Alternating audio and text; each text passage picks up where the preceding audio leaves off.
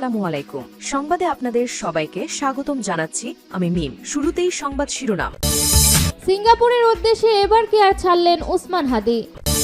ভোটের মাঠে বন্ধু সেজে অনুপ্রবেশকারীদের বিষয়ে ইসির সতর্ক বার্তা। স্বরাষ্ট্র উপদেষ্টার পদত্যাগের দাবিতে শাহবাগ ব্লকেড।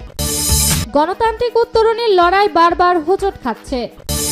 মেঘনায় আওয়ামী লীগ বিএনপি সংঘর্ষে আহত 5। শিরোনাম শুনছিলেন, এবার বিস্তারিত। সিঙ্গাপুরের উদ্দেশ্যে এবার কেয়ার ছাড়লেন ওসমান হাদি। উন্নত চিকিৎসার জন্য গুলিবিদ্ধ জুলাই যোদ্ধা ও ইনকিলাব মঞ্চের মুখপাত্র শরীফ ওসমান হাদিকে সিঙ্গাপুরে নেওয়া হচ্ছে। সোমবার 15 ডিসেম্বর দুপুর 1:15 এভার কেয়ার হাসপাতাল থেকে তাকে হযরত শাহজালাল আন্তর্জাতিক বিমানবন্দরের উদ্দেশ্যে বের করে নেওয়া হয়। হাদিকে সিঙ্গাপুরে নিয়ে যেতে এয়ার অ্যাম্বুলেন্সটি সোমবার বেলা 11:22 সিঙ্গাপুর থেকে হযরত শাহজালাল আন্তর্জাতিক বিমানবন্দরে অবতরণ করেছে। দুপুর 1:30 শরীফ ওসমান হাদিকে বহন করে সিঙ্গাপুরের উদ্দেশ্যে ঢাকা ত্যাগ করার কথা রয়েছে। প্রসঙ্গত, ওসমান হাদি ঢাকা 8 আসনের সম্ভাব্য সংসদ সদস্য প্রার্থী। গত শুক্রবার দুপুরে ঢাকার পল্টন এলাকায় গুলিবিদ্ধ হওয়ার পর থেকে তিনি এভার কেয়ার হাসপাতালে আশঙ্কাজনক অবস্থায় চিকিৎসাধীন রয়েছেন। ভোটের মাঠে বন্ধু সেজে অনুপ্রবেশকারীদের বিষয়ে ইসির সতর্ক বার্তা।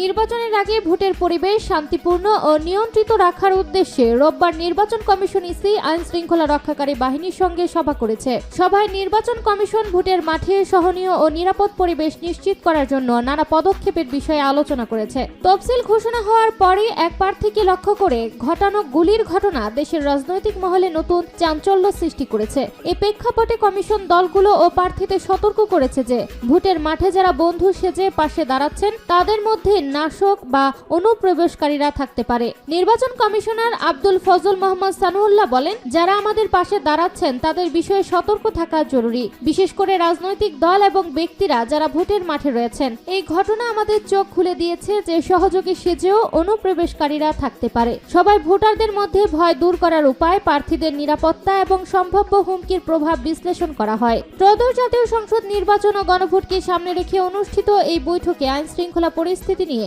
আলোচনার পাশাপাশি সরকারের কঠোর পদক্ষেপের বিষয় উঠেছে। নির্বাচন কমিশন নিশ্চিত করেছে ভোটে যে কোনো বাধা বা নাশকতা প্রতিহত করতে সরকার ও আইন শৃঙ্খলা বাহিনী সক্রিয় থাকবে।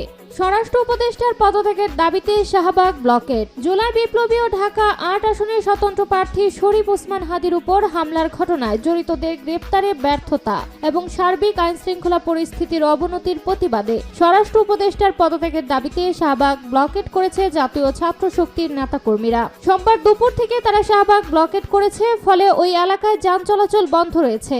এদিকে 24 জুলাই আন্দোলনে অন্যতম সারথী ও ঢাকা 8 আসনের সম্ভাব্য স্বতন্ত্র সংসদ সদস্য পদপ্রার্থী শরীফ ওসমান হাদিকে হত্যার চেষ্টার ঘটনায় শুটারকে গ্রেপ্তারে ব্যর্থতাকে সরকার ও স্বরাষ্ট্র উপদেষ্টার চরম ব্যর্থতা উল্লেখ করে স্বরাষ্ট্র উপদেষ্টার পদত্যাগ দাবি করেছে বাংলাদেশ ছাত্র অধিকার পরিষদ। গণতান্ত্রিক উত্তরণের লড়াই বারবার হোঁচট খাচ্ছে।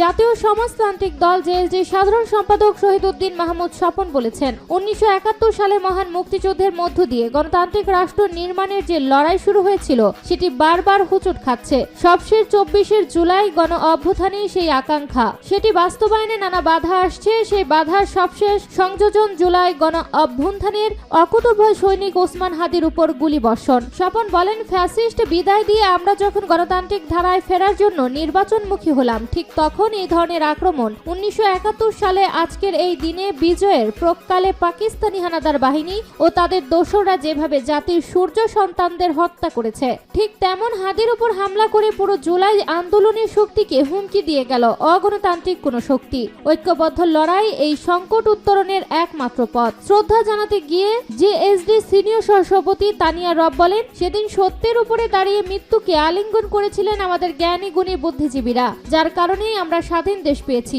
আজও যারা সত্যের উপর দাঁড়িয়ে থাকবে, বিজয় তাদেরই নিশ্চিত হবে। মিথ্যা শেষ পর্যন্ত কখনোই বিজয়ী হয়েছে ইতিহাস তা বলে না। মেঘনায় আওয়ামী লীগ ও বিএনপি সংঘর্ষে আহত 5। কুমিল্লার মেঘনায় পতিত জমির দখল নিয়ে স্থানীয় আওয়ামী লীগ ও বিএনপির নেতার মধ্যে সংঘর্ষের ঘটনা ঘটেছে। এতে অন্তত 5 জন আহত হয়েছেন। সোমবার 15 ডিসেম্বর বেলা 11টার দিকে উপজেলার রাধানগর গ্রামে এই ঘটনা ঘটে। পুলিশ খবর পেয়ে ঘটনাস্থলে গিয়ে পরিস্থিতি নিয়ন্ত্রণে আনে।